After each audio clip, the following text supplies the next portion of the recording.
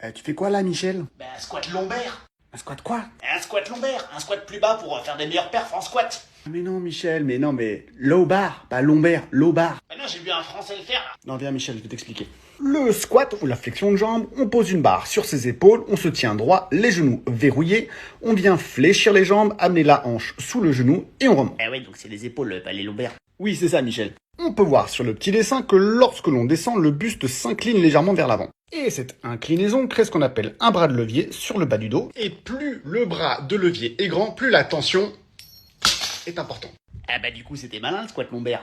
Oui, Michel, mais c'est illégal. Comme indiqué précédemment, la barre doit être posée sur les épaules. Mais il reste donc à définir où se trouve l'épaule. Puisque low bar, ça veut dire barre basse. Et vous pouvez voir cette limite basse avec cette ligne de pointillé dans le règlement IPF. International Powerlifting Federation. Eh, t'es vachement bon en anglais quand même, hein. Merci Michel. Cette limite, c'est donc le deltoïde postérieur dans cette position-ci, de la position haute sur les trapèzes qui est celle-ci. Et du coup, ta position haute là, c'est ras que dalle, non? Figure-toi Michel que tout dépend de ton anatomie. Une jambe est composée d'un fémur, d'un tibia et d'un péroné. C'est un perroquet avec un gros nez?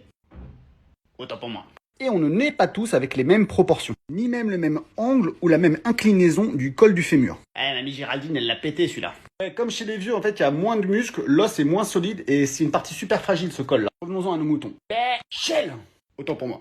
Quelqu'un avec des longs fémurs et des petits tibias devra se pencher beaucoup plus, puisque comme vous le voyez, ses fesses sont obligées d'aller beaucoup plus vers l'arrière. Pour ramener la barre au-dessus du centre de gravité, il est obligé de se pencher, alors qu'inversement, quelqu'un avec des petits fémurs et des longs tibias... Il est un peu bizarre ton gars là. Je sais, Michel, j'illustre. Et pourquoi t'as un accent du Sud maintenant? Et ça, je ne sais pas, je ne suis qu'un personnage fictif. Oui. Bref. Quelqu'un avec des fémurs courts et des plus longs tibias pourra être beaucoup plus droit, puisque comme vous le voyez, ses fesses ont moins besoin d'aller vers l'arrière pour rester sur le centre de gravité. Et cette personne privilégiera le squat high bar plutôt que low bar.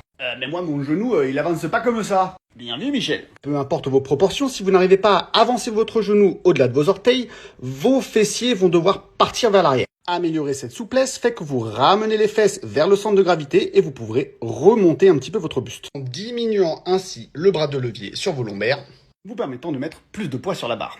Moi, ça fait 10 ans que je m'étire les chevilles, elles sont toujours pas plus souples. Et t'as essayé des chaussures de squat? Qu'est-ce que c'est ça? Ça ressemble à ça. Et ce petit talon là supplémentaire, à quoi ça sert? Si je garde le même angle ici, mais que je rajoute une talonnette, on va tout faire basculer vers l'avant et donc ça permettra de redresser le buste pour garder le centre de gravité sur les orteils. Pour compenser le manque de souplesse de cheville. Il faut que tu ailles parler à Mireille, elle essaye un soulevé de terre sumo qu'elle m'a dit.